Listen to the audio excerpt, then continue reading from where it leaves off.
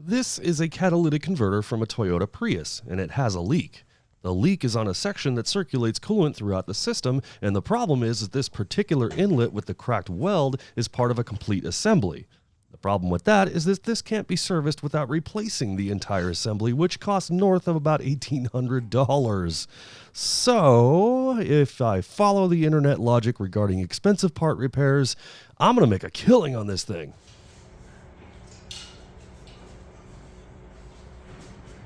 Now, I really had no plans whatsoever to get this on video since it's a pretty straightforward repair, but the studio was already kind of set up and I figure, well, there's always something we can learn. Plus, I haven't produced a video in a while, so let's see what kind of cool lesson we can dig out of this thing. The first step is to prep. Now, there's a bunch of coolant residue around the weld seam here that I really don't want to breathe in, so a quick shot of acetone and a wipe down will take care of that. Next, I chucked up a wire wheel into the drill to brighten up the part around the repair. This will ensure I get the strongest repair possible. And since I forgot to switch on my manual focus, we're rushing through this part. Just make sure you do a good job. The torch comes next as it serves two useful functions here. The first is burning out any remaining acetone or coolant remaining in the crevices and the cracks of this weld. The second is it burns and smokes out the coolant inside of the tube that could mess with my weld. And of course, as I mentioned earlier, I really don't want a hood full of coolant smoke to breathe in, so this kind of helps with that.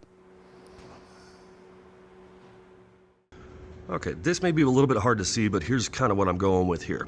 This section around here, you can see that there's like separation of the weld bead itself with this tube in this change in diameter here. So we're going to weld this weld to that, just fill it in a bunch, right, around the whole thing. And then when I was heating it up to get all the coolant chased out, I did notice some coolant was leaking around the bead here or out of the seam. So we're going to weld the bead back to the tube. So two passes around here, one around here, one around there, and with any luck, that'll hold it all back together. So on these first few passes, the only thing I can think of worth noting here is the difference between the thickness of the existing bead and the thickness of the tube that it is welded to. Now take a careful look at where the arc is focused or pointing in this shot. I'm intentionally focusing the arc at the thicker weld bead and letting the filler kind of bleed into the thinner tube. This ensures a solid penetration into the bead itself with less chance of blowing a hole in the thinner tube. It's kind of the same concept when you think about welding thick metal to thin metal, like, let's say, a header flange to a thin runner, for example.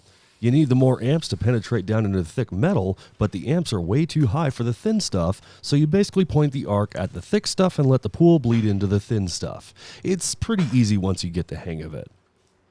Now, this portion of the repair was, well, pretty straightforward aside from a few challenges working in some tight spaces that were tough to access and stuff like that. I mean, there really isn't much more to write home about this. It's just, typical stuff. 045 stainless filler wire, 90 amps on the machine with a foot pedal, Furic BBW cup at 40 CFH, a little overkill, but certainly doesn't hurt it.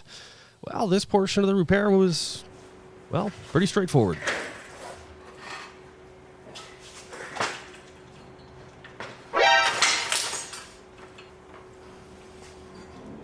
No. Well, isn't that lucky that I have a Weld Metals Online near me to get another one of these.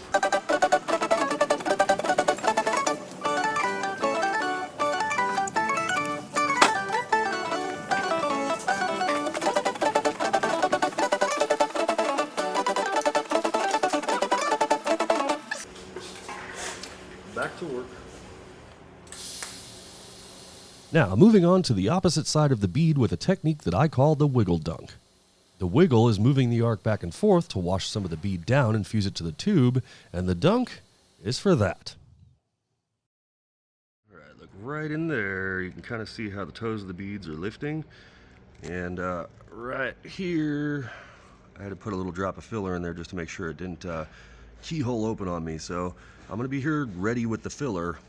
And I think I can get in another arc shot for you guys here. So let me see if I can set that up real quick. But I wanted to definitely point this out. That's why I'm doing this second pass to cover over that.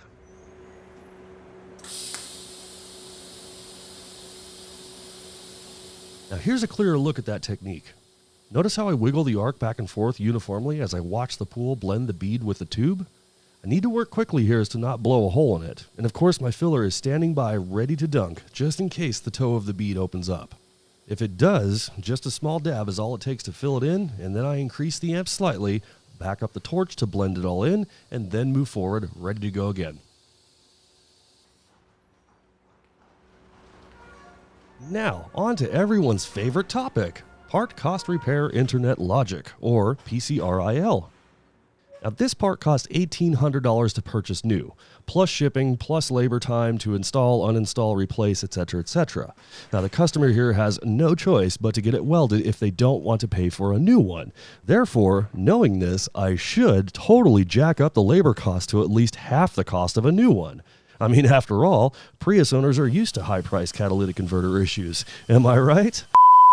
But I put roughly 40 minutes into this repair, and I used a couple of consumables like argon and filler. Of course, I billed accordingly for that. I didn't charge the customer for my broken cup because the customer didn't break it. I did. So, that's on me.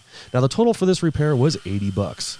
I didn't charge more because I didn't do more, and hopefully this Prius owner catches a break because of that. And I'm definitely confident that many of you are going to disagree with me, so I'll be reading what you have to say down in the comments about how wrong... Uh-oh. That might be a pinhole. Well, good thing I'm doing an outro on this video. I might not have seen that. Let's go back and fix that real quick.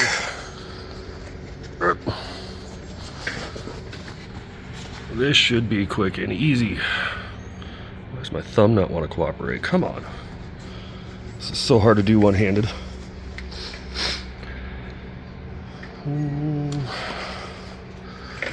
Right there. Sorry, no arc shot.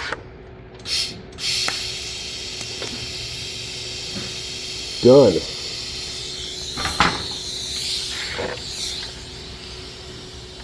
All right. So yeah, good thing I'm doing an outro.